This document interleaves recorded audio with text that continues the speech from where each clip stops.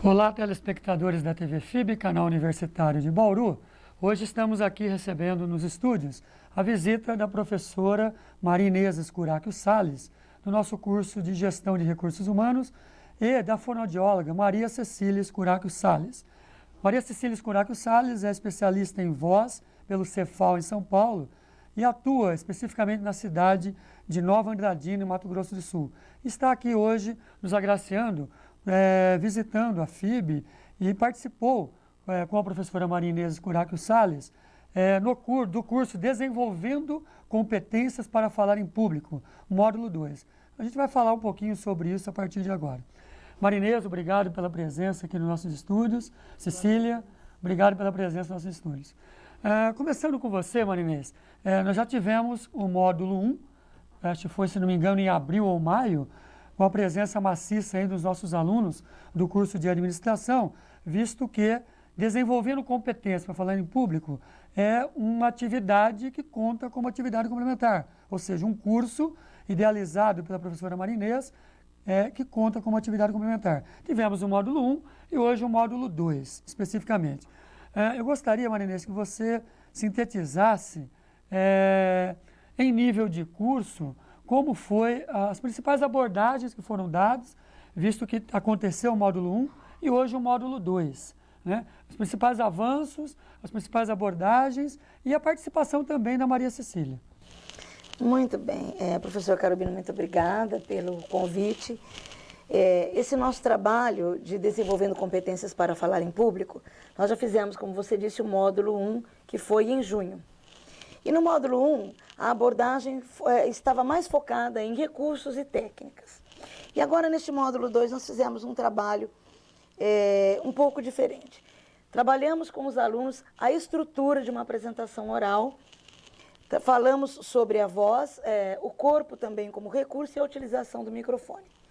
Nesta primeira parte da estrutura de uma apresentação oral, eles conseguiram desenvolver uma apresentação oral, neste momento ainda, por escrito.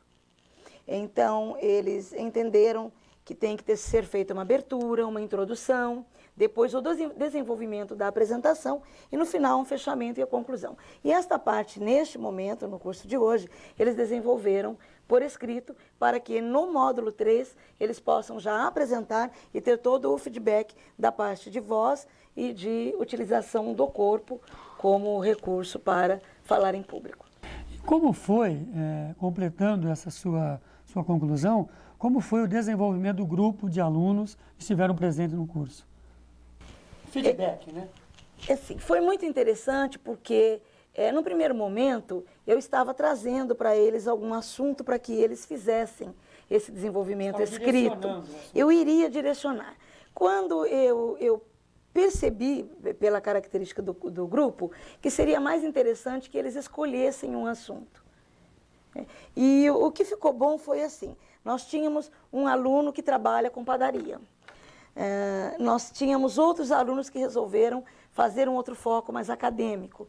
E um outro aluno que é dono de um trailer de lanches. Então, eles resolveram fazer sobre esses assuntos.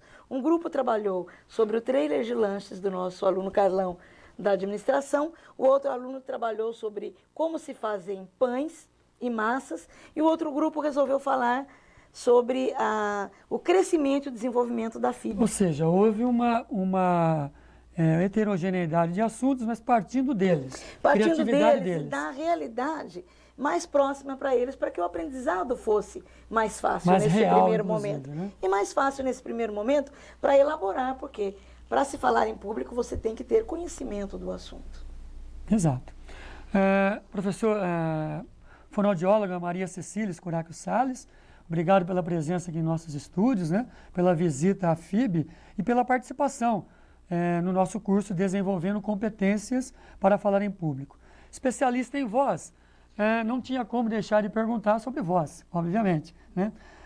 Na sua visão, e na visão também daquilo que efetivamente está acontecendo no dia a dia, na prática, você que tem clínica, atua efetivamente no Mato Grosso do Sul, especificamente na cidade de Nova Andradina, e dá palestras, minicursos também. Como você vê a realidade da questão da voz normal? O que é uma voz normal na visão do fonoaudiólogo? Bem, uma voz normal, ela deve ser clara, com intensidade moderada, nem muito forte, nem muito fraca. A velocidade também deve ser moderada, então não devemos falar nem muito rápido, nem muito devagar. Ela deve estar adequada ao sexo e à idade do falante. A articulação deve ser precisa, então os movimentos da boca devem ser precisos para que a mensagem seja transmitida com boa qualidade. Ou seja, tem várias características que têm que ser observado. Especificamente no curso, você deve ter dado algum exemplo, né, sobre isso, feito alguns exercícios. Como foi isso? Isso, então. Primeiramente falei sobre como a voz é produzida. Então, desde a produção do som pela laringe. Física mesmo? Exatamente, o local da laringe, mostrei as pregas vocais, imagens de pregas vocais durante a respiração e durante a fala, algumas alterações vocais. Falei sobre os cuidados com a voz, alguns fatores de saúde relacionados à voz, que interferem diretamente ou indiretamente na voz. E também falei a respeito de exercícios de relaxamento, de alongamento, respiração. Porque falar em público já dá aquele trauma, né? Para quem for falar em público. Obviamente tem o reflexo psicológico, que é repassado para a voz, né? E o exercício, ele vai colaborar para o relaxamento do indivíduo como um todo e automaticamente vai favorecer a voz. Isso, exatamente. Mais ou menos por esse caminho, né? Isso. E você acha que houve uma assimilação boa dos alunos em relação a isso? Acredito que sim, e que eu trouxe assim, alguns fatores que eles não conheciam, que eles não tinham conhecimento desses cuidados, principalmente com relação à voz, o que é bom, o que é ruim, o que favorece uma boa produção vocal ou não. Porque não é praxe, né, Cecília, dos alunos estarem presentes num curso desse, uma fonoaudióloga, né? Ou seja, é um curso de nível que foi trazido um outro profissional para agregar valor ao conhecimento que a professora Marinês transmitiu em relação às competências para falar em público. Eu queria passar para a Marinês, já aproveitando dentro dessa mesma linha de raciocínio, em relação às recomendações do curso, né, dos cuidados para se falar em público, que tem N recomendações, agregado com as recomendações da boa voz, de como produzir uma boa voz. Na verdade, eu acho que uma coisa importante a se ressaltar neste trabalho que nós fizemos, nós temos o corpo como recurso, movimentos dos braços, desde movimento corporal, movimento dos braços, a linguagem não verbal, toda a linguagem corporal e facial, mas o que é muito importante, e por isso o convite para que a Maria Cecília viesse, porque muitos cursos sobre oratória, sobre competências para falar em público, as pessoas falam sobre tudo.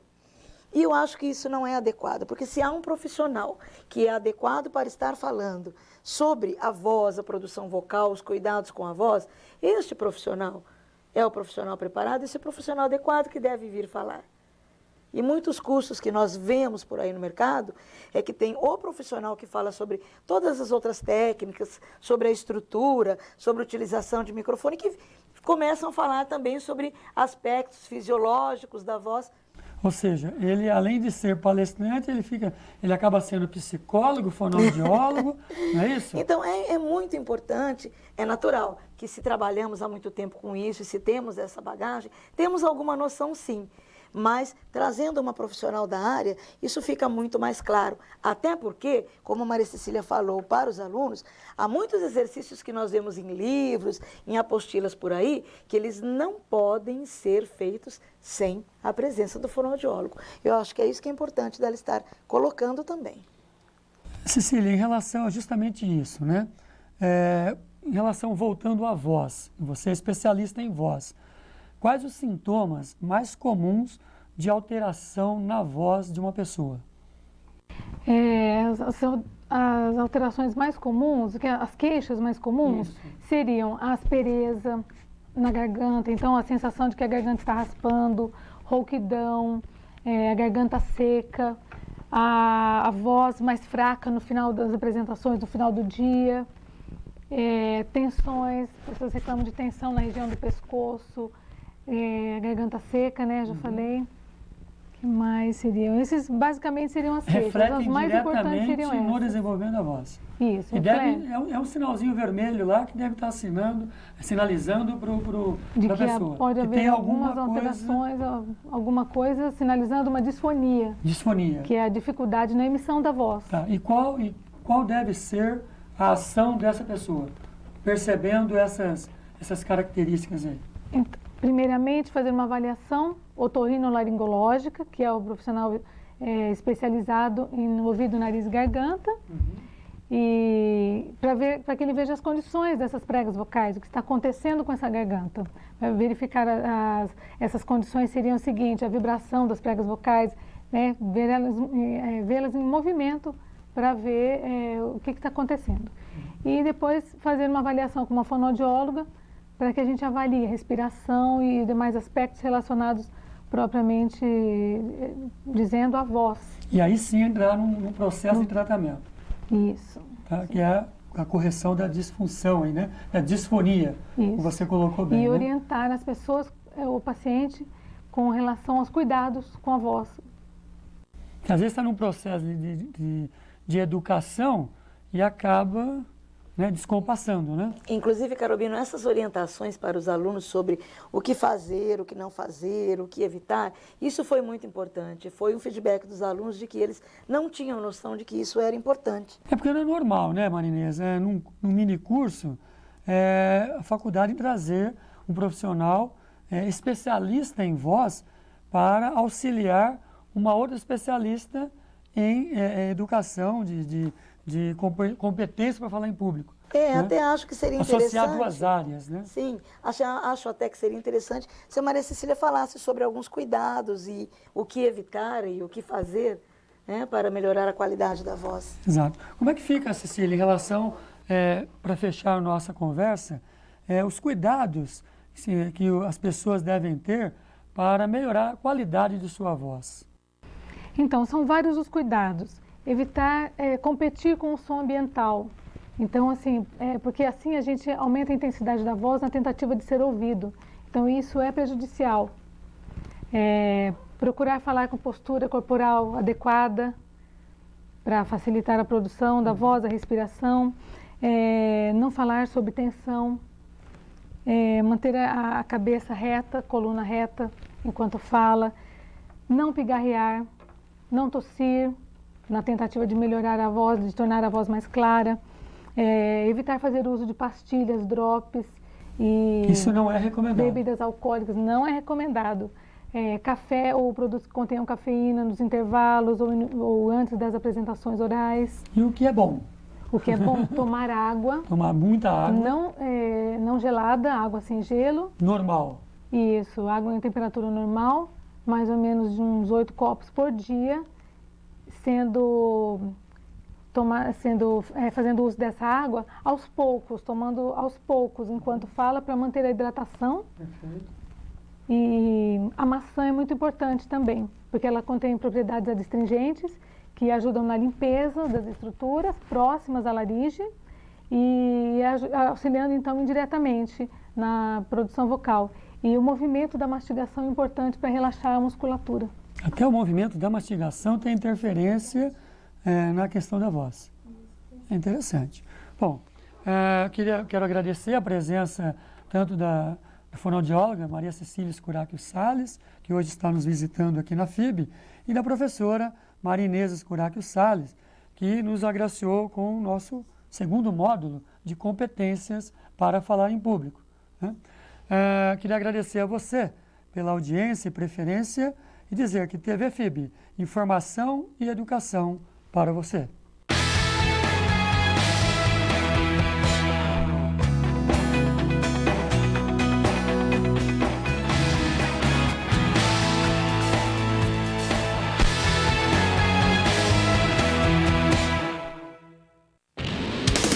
Primeiro Encontro Regional de Administração e Gestão de Recursos Humanos. Tema central, o papel do administrador na gestão de pessoas, de 2 a 4 de outubro. Na programação, minicursos, palestras, com destaques para a professora doutora Ana Cristina Limonge França, da FEA USP de São Paulo, e mesas redondas com empresários e gestores da área de recursos humanos. Primeiro Encontro Regional de Administração e Gestão de Recursos Humanos. Mais informações pelo site www.fibbauru.br ou pelo telefone 2109-6200. Primeiro Encontro Regional de Administração e Gestão de Recursos Humanos. Apoio Cultural. Banco Santander. Organização GEL e Recursos Humanos. Milpa Sonorização Automotiva. H Assessoria em Recursos Humanos. Sebrae Bauru. Barros Assessoria Contábil. Farmacentro Bauru.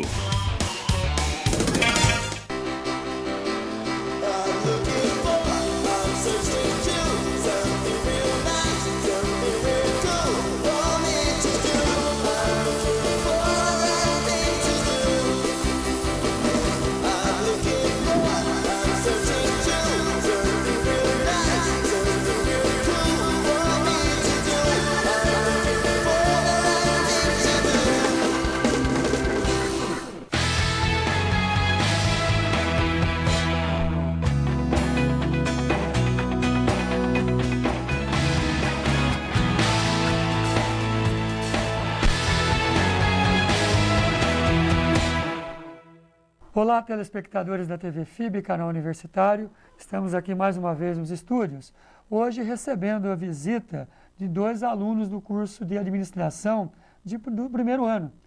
O Marcelo Bartolomeu Silva, do primeiro ano A, e a Camila Maia Santos Parolim, do primeiro ano B. Obrigado pela presença de vocês aqui nos estúdios.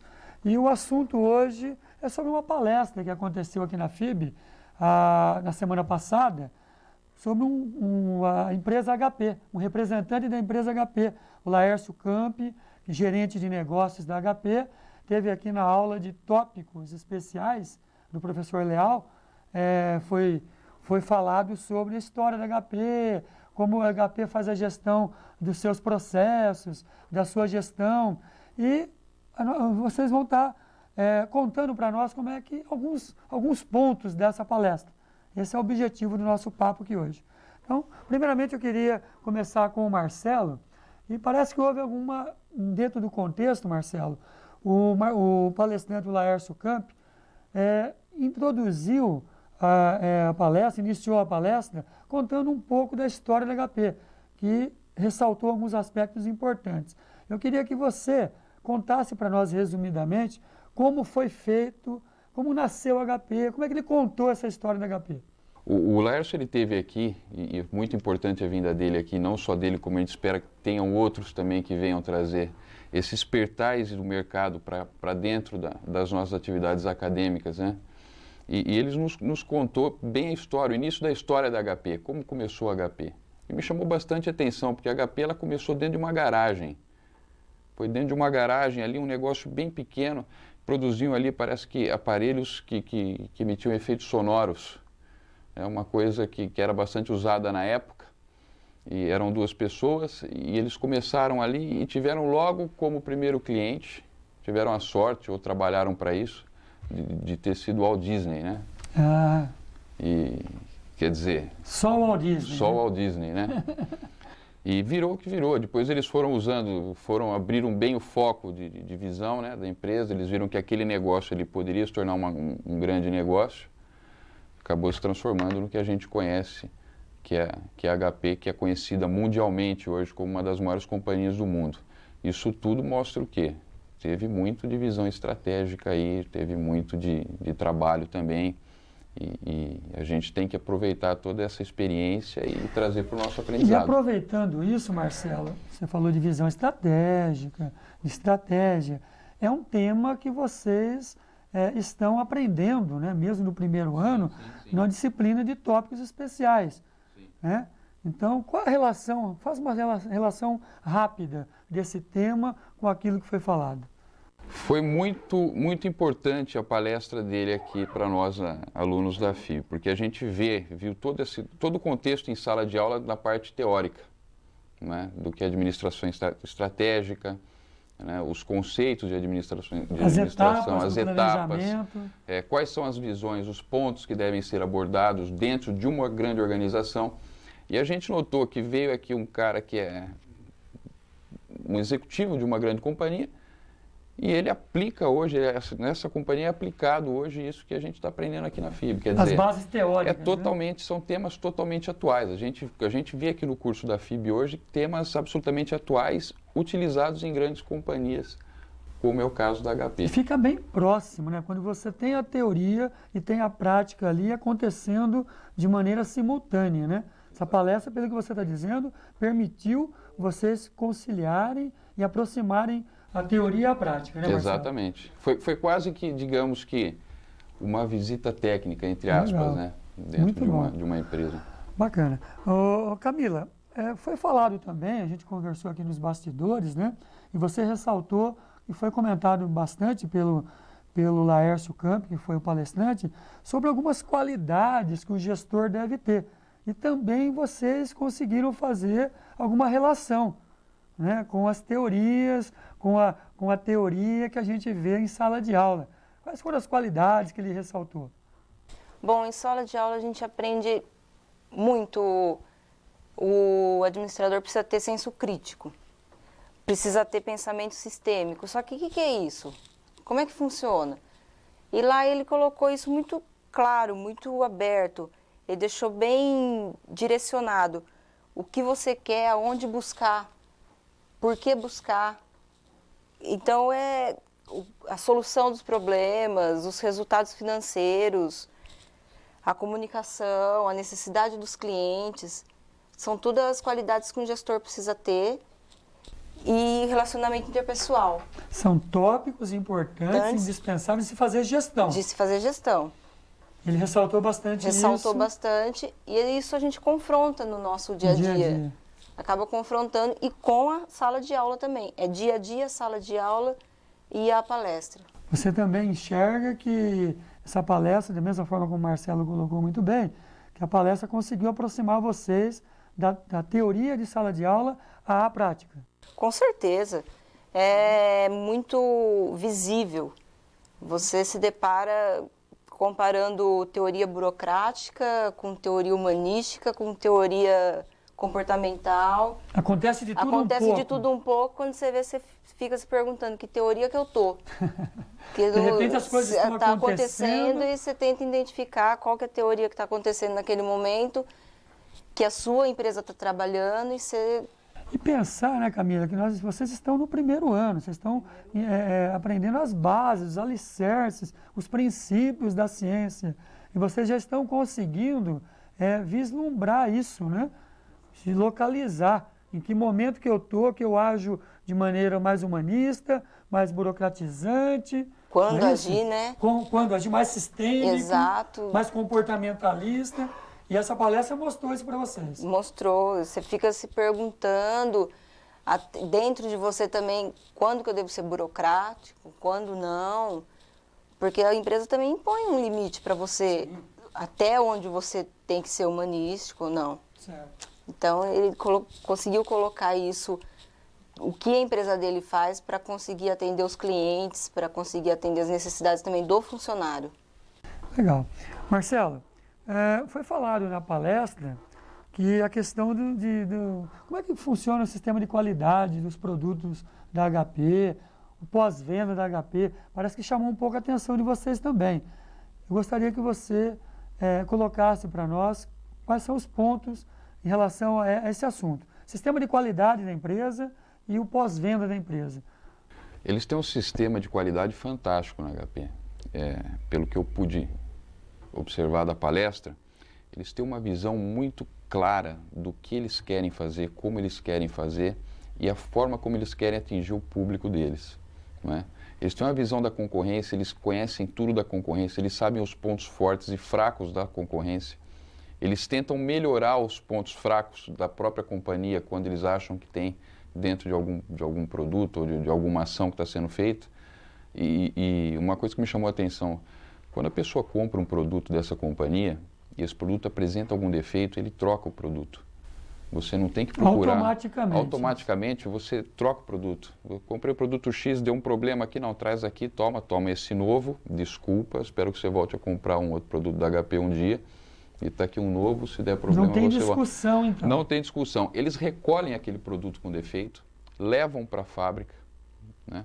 e fazem uma avaliação total naquela peça para ver o que é que saiu errado ali para que não ocorra em outro produto. Quer dizer, é uma coisa de quem tem muita visão, de quem busca muita qualidade. Sistema de qualidade amplo, total. Totalmente. No mercado deles, que é amplamente competitivo, que também existem outras grandes companhias, a empresa precisa ser assim. Ela não pode permitir que o cliente pense muito. Não ela pode tem que se ser dar rápida o na luxo solução. que o cliente vai reclame. Exatamente, Né? exatamente. Que Ela tem que briga na ser... justiça, que vai no PROCON, que entra com ação na justiça. Exatamente. Isso é que a gente pode até chamar... Tem um fator importante chamado imagem. Exatamente. Isso a gente pode até chamar, isso é um marketing, eu chamo de marketing do subconsciente.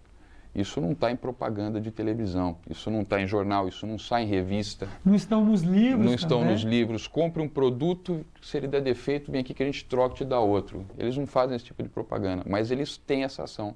Quer dizer, quem comprou um produto dessa companhia, teve algum problema e trocou esse produto teve o produto trocado por um novo, ele jamais vai comprar de outra marca. Porque ele sabe que a facilidade dele na hora de um problema é muito grande. E ele vai contar isso para muita gente. Falar, olha, comprei um produto de tal empresa, deu problema, fui lá e troquei esse produto. Fantástico, quer dizer, é o marketing do subconsciente, ele está trabalhando a imagem dele direitinho nesse aspecto. Você faria também alguma relação com algum conteúdo de alguma disciplina do primeiro ano? Sim. Que vocês estão vendo aí durante esse ano? Da própria matéria de TA, né, de Teoria da Administração, como também do Tópicos Especiais do Leal, fala muito de qualidade, né, de mercado. De postura da empresa, de imagem. Tem tudo a ver. Né? O que eu notei, ficou bem claro, é que é muito atual. O que a gente está aprendendo aqui é muito atual com o que tem no mercado. Até mesmo onde eu trabalho, a gente nota isso. Nós temos um programa, um sistema lá de qualidade do trabalho. Você trabalha no sistema bancário, né, Marcelo? Eu trabalho no mercado financeiro. Mercado financeiro. Isso. Faça uma vez, faça certo. Se errou, corrija rápido. Não dê chance para que o seu concorrente perceba que você está errando.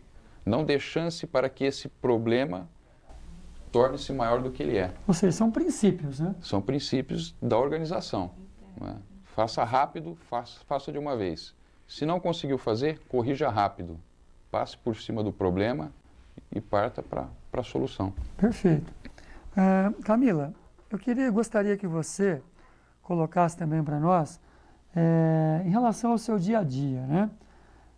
Você trabalha numa grande empresa aqui em nível de Bauru e saindo um pouquinho da palestra agora e falando sobre o nosso curso de administração, já que vocês são alunos do primeiro ano.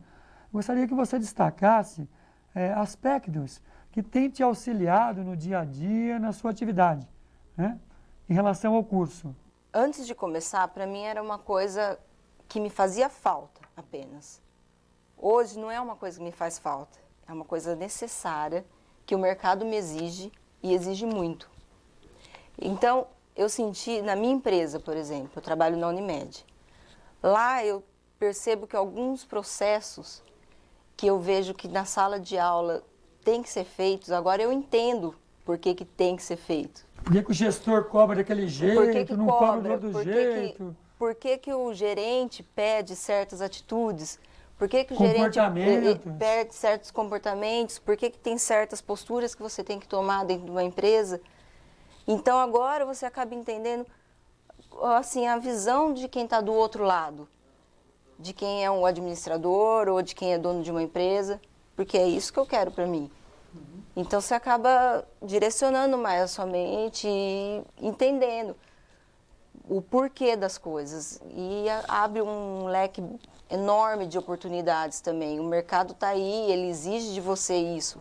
Marcelo, para suas considerações finais. Bom, em primeiro lugar, eu gostaria de agradecer ao Carobino por ter convidado a gente para estar aqui hoje e dizer que essas iniciativas que a FIB tem no campo acadêmico são muito importantes para nós que estamos aqui para aprender. Nós estamos aqui para aprender e para sermos profissionais melhores.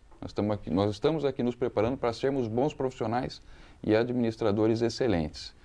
E a gente espera estar aí em outra oportunidade contribuindo com a universidade, da mesma forma que a universidade contribui com a gente também. Perfeito. Camila?